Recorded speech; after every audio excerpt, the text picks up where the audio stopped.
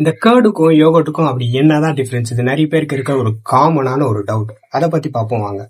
கர்ட்னா பேசிக்கலா பேர்ல கொஞ்சம் நேச்சுரல் பாக்டீரியாஸை ஆட் பண்ணி அதை கர்டா கன்வெர்ட் பண்ணுவோம். இது ப்ரோபயோட்டிக் கர்ட் ஹெல்த்துக்கு ரொம்பவே நல்லது. பட் இதுல ஒரு ப்ராப்ளம் இருக்கு. நம்மளால பாக்டீரியாவோட ஸ்ட்ரெயினை கண்ட்ரோல் பண்ண முடியாது.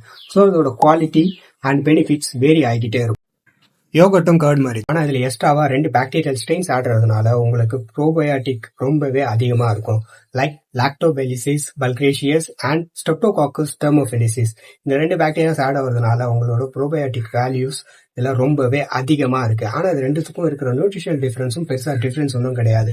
இதுல கால்சியம் புரோட்டீன் கர்ட்ல இருக்கு அண்ட் யோகர்ட்ல எக்ஸ்ட்ராவா ப்ரோபயோட்டிக் அண்ட் சம்டைம்ஸ் இதுல வைட்டமின் டி இருக்கிறதுனால உங்களோட கட் ஹெல்த்துக்கு ரொம்பவே ஹெல்ப்ஃபுல்லா இருக்கும். ஸோ டெய்லி யூஸ் பண்றதுக்கு ரெண்டுமே பெஸ்ட் சாய்ஸ் தான். உங்களுக்கு வெயிட் லாஸ், அப்புறமா டைஜஷன் அண்ட் ப்ரோபயோட்டிக் வேல்யூஸ் எல்லாமே வேணும் அப்படின்னா யோகர்ட் எடுக்கிறது ரொம்பவே பெஸ்டான ஒரு விஷயம்.